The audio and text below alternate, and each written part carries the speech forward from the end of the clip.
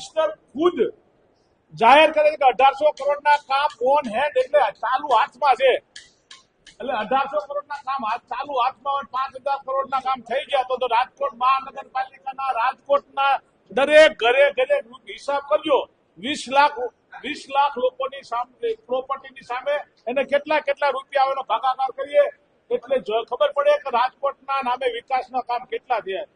વિકાસ થયો છે પણ ભાજપનો થયો છે, ભાજપના કોર્પોરેટરનો થયો છે, ભાજપના સ્ટેન્ડિંગ ચેરમેનનો થયો છે, આ લોકોનો વિકાસ થયો છે.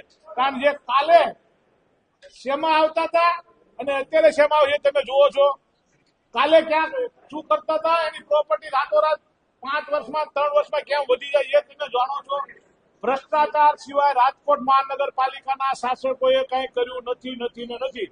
આજે જનરલ બોર્ડમાં છેલ્લો જનરલ બોર્ડ હતું, મારે માન્ય મેયરશ્રીને મેં કાગળ પણ આપ્યો છે, લેખિત પણ આપ્યું હતું, તેમ છતાં મને બોલવા નથી દીધો. કારણ કે હું એમની સાથે માફી માંગવાની સાથોસાથ એ કહેવાનો હતો કે તમે કેટલા કરોડનો ભ્રષ્ટાચાર કર્યો, પરંતુ રાજકોટ મહાનગરપાલિકાના શાસકો ઈચ્છી નથી શકતા.